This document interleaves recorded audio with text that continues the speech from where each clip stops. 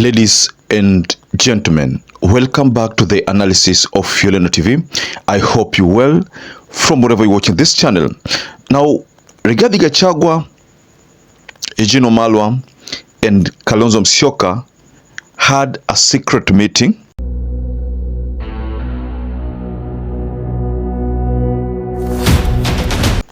And based on the story that is coming out is that this meeting had one common agenda: how to remove William Ruto from office. Now, this is not something that is easy to achieve, but looks like this meeting was quickly convened because of what happened at the AUC.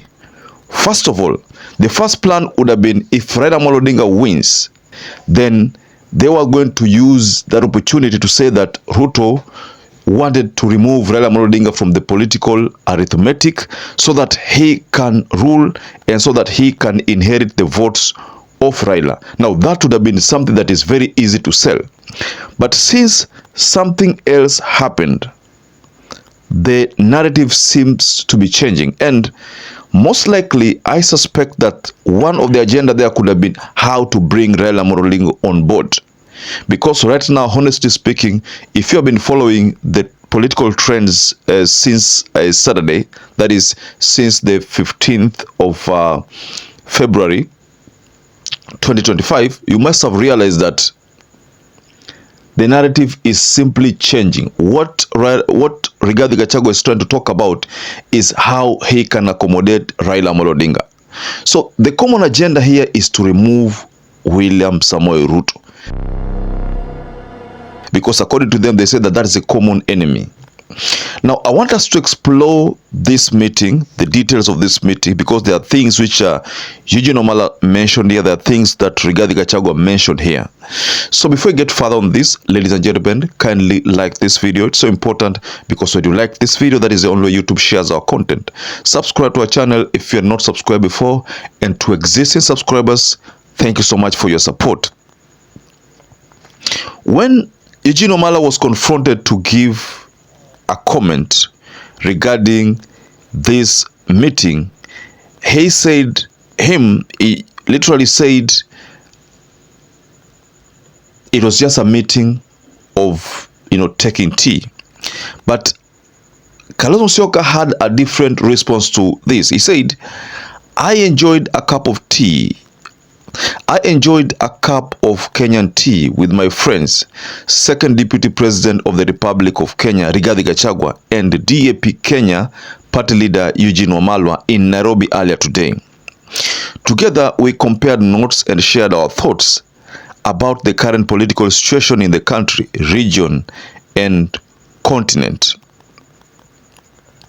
This meeting is coming at a time whereby there is a meeting here in Kenya, whereby part of the Sudan, the rebel faction of Sudan has convened here in Kenya, the RFS, to actualize another formation of another country that is splitting from the Sudan country.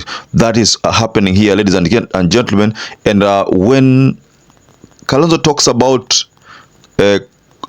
political situation in the country, region, and continent, I am meant to understand that they could have been talking about RFS also. So one thing that I know out of this is that they were planning on who is going to be a flag bearer.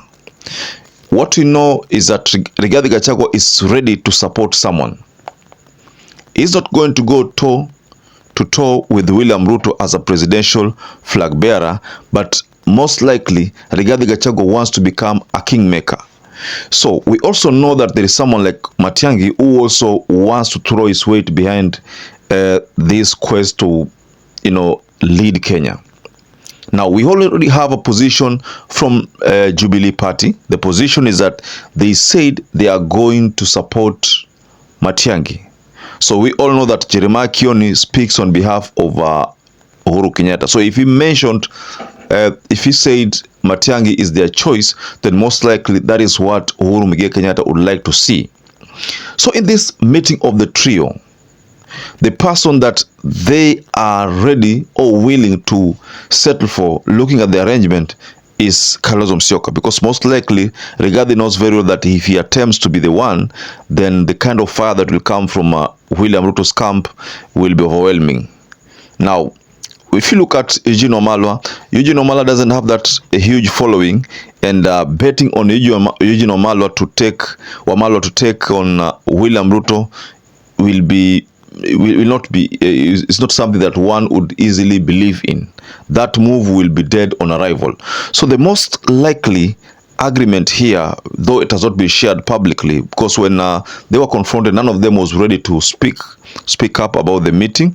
They just termed it a meeting of taking tea.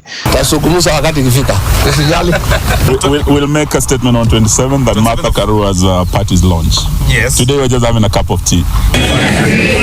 So of these three leaders, the person who is likely to carry the day in terms of being a flag bearer here is Kalonzo Musyoka. Most likely, Rigathi Gachagua would like to make Kalonzo Musyoka the flag bearer.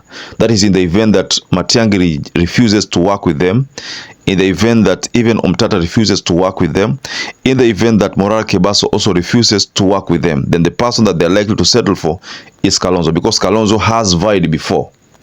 But I know there are people who still believe that Kalonzo cannot outsmart William Ruto.